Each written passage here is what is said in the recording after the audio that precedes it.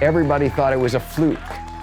Bernie won the mayoral race by 10 votes. Running against a Democratic old guard that had run the city for a decade. He faced a board of aldermen who was completely dedicated to opposing everything he wanted to do. They didn't even want to let him hire the person he wanted to hire as his secretary. And there was just an outcry from the population saying, hey, this guy was elected mayor, let him be mayor. The public saw that this was a guy that not only had good ideas, but was willing to do whatever he could to try to implement them to better the lives of the average person in Burlington.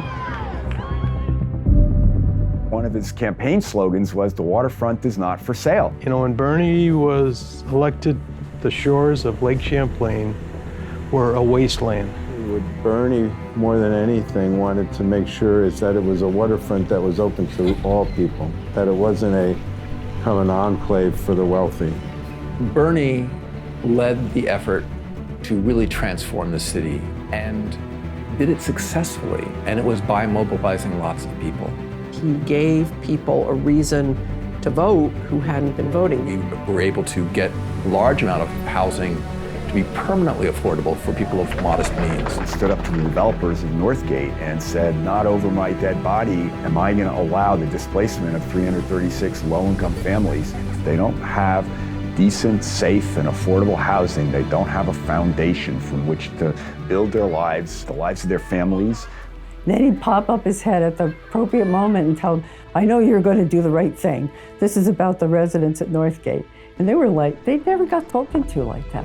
But people are realizing now that all over the country, working people can't afford a home. What can we do to bring the government to a place that helps people here? Looking at what the needs of the community are and find ways to meet those needs locally. Locally owned companies would hire local people. They would invest their profits locally. They would serve on boards of nonprofits. Look for us on top of every pint. Business thrived, unemployment was very low. People were happy, people were doing good. The city of Burlington went from being a very ordinary to being really the vibrant city that it is today. The idea is we were starting on a path to try and transform the entire country. Real change is made by real people. Power is going to see nothing without a struggle. I don't think this revolution is going to happen overnight. But I do think it's important that in Burlington, Vermont, and in cities and towns all over this country, workers and people who are interested in true democracy begin talking about these ideas. That maybe in Burlington, Vermont, we will strike a little bit of a spark that might spread around the country.